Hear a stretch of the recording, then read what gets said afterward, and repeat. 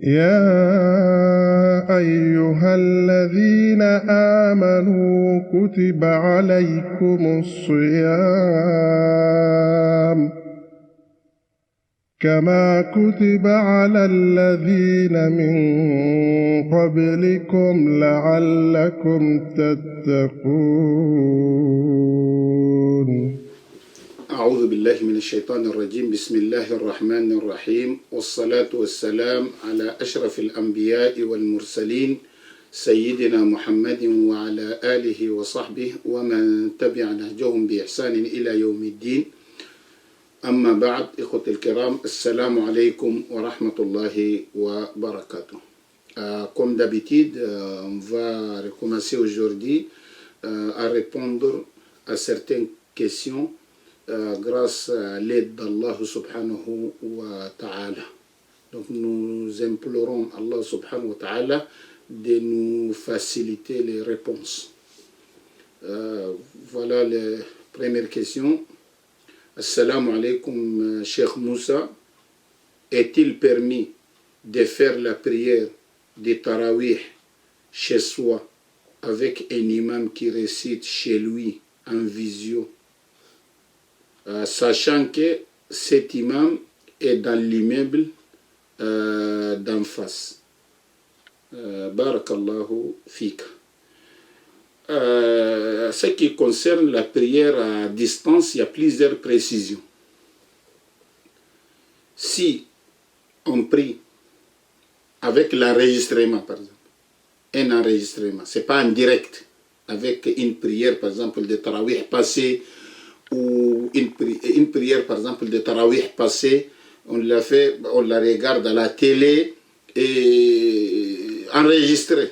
Ça veut dire pas en direct, c'est un enregistrement et on le suit. Dans ce cas, il faut savoir, comme ça ne marche pas. Ouais, comme ça ne marche pas, c'est pas valide. Si on suit l'enregistrement, c'est pas valide. Et si on suit la transmission directe,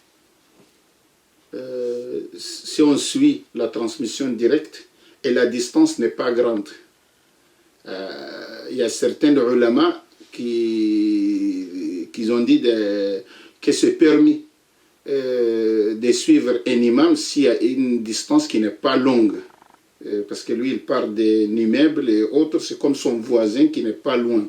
Donc il y a certains savants, ils ont dit que si la distance n'est pas loin, et de ces gens-là, même il y a Imam Malik aussi, rahimahullah, ils ont dit dans ces cadres-là, surtout Nafil, dans ces cadres-là, ils ont dit que la personne peut suivre. Mais ça même, il faut faire attention parce que si la transmission est directe, s'il y a des décalages, ça veut dire quand l'imam fait recours, vous faites recours et vous trouverez que l'imam s'est levé déjà et des décalages. Dans ces cas-là aussi, n'est pas permis. Donc si c'est un enregistrement, n'est pas permis. Si c'est une transmission directe, même si c'est proche, avec décalage, dans ces cas-là, ça ne marche pas parce que vous ne faites pas des mêmes mouvements. Quand vous faites le recours, l'imam s'est levé déjà, peut-être il est en train de lire. Donc dans ces cas-là, là où il est parti vers sujoud. Vous levez des recours et l'imam est parti vers la sujoud. Donc dans ces cas-là, ce n'est pas valide. Maintenant, si c'est proche des voisins, ça veut dire proche, pas loin, dans ces cadres-là, avec une transmission directe, la voix ou des choses, ça suffit pour suivre. Ça, et certains ulama qui ont dit oui, on peut suivre. Mais même ça, c'est un peu difficile souvent parce qu'avec la coupure, souvent on est en pleine prière, voilà, ça coupe. Et dans certains pays, on coupe même l'électricité directement sans préavis. Sans préavis, comme ça, l'électricité peut être coupée ou il y aura des bugs sur l'ordinateur ou les moyens de transmission. Et dans ces cas-là, si c'est coupé, la personne peut prier seule.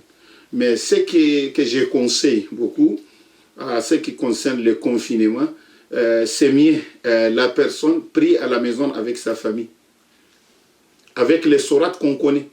ou bien souvent si on peut lire en prenant le Mus'haf, le Coran dans la main, on peut prendre le Coran dans la main et faire la lecture. C'est permis de prendre le Coran et faire la lecture de Tarawih ou lire ce qu'on connaît. Ça c'est plus important. Ça c'est plus important que voilà des moyens de transmission et tout. Donc ce qui est mieux, c'est que chacun prie chez lui avec les sourates qu'il connaît, ou bien s'il connaît le Coran, il peut voir le Coran et lire, de prendre le Coran et lire, et ça c'est mieux que tout ça, quoi. Voilà, ça c'est la réponse de cette question. Il y a une autre question ici, la question suivante. J'ai 64 ans et j'aimerais faire une umrah avec ma fille. Est-ce autorisé en islam? Masha'Allah, qu'Allah vous récompense. Amin, jazakallah. Oui, quelqu'un qui a 64 ans, il veut faire umrah avec sa fille, est-ce que c'est autorisé? Et je ne vois pas ce qui empêche. Sauf si la personne est malade, il ne pourra pas.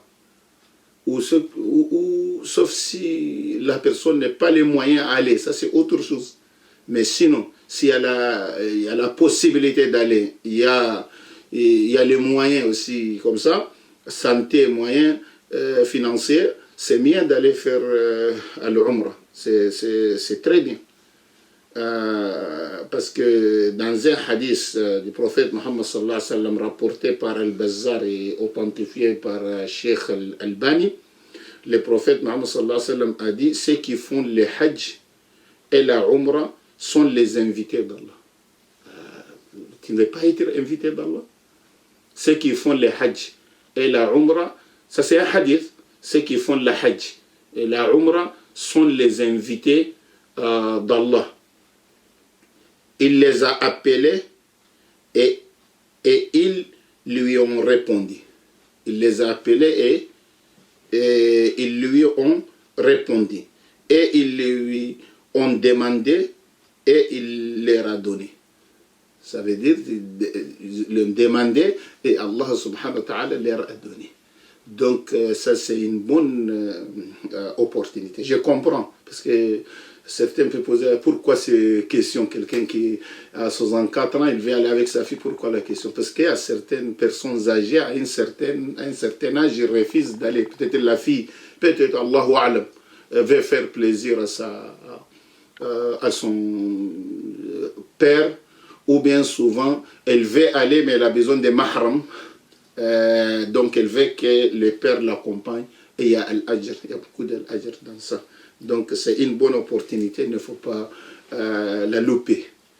Voilà. Il y a une autre question ici. Le demandeur a dit: quand j'ai fait une ablution, si je fais une ablution à l'intention de lire le Coran, ça veut dire qu'il a fait l'ablution. Pourquoi il a fait l'ablution dans son intention? Et l'intention est dans le cœur. La motivation, ce qui lui a motivé d'aller faire, c'est que pour lire le Coran. Il veut lire le Coran avec l'ablution.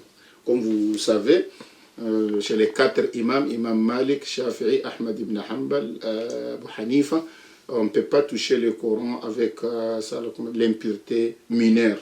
Il faut faire l'ablution avant de toucher le Coran. Donc c'est l'avis de la majorité des savants. Et c'est ça qui est authentique. Donc on ne peut pas toucher le Coran sans l'ablution. Donc la personne veut faire l'ablution. Mais il a fait à l'intention de réciter le Coran. Maintenant, il pense que la question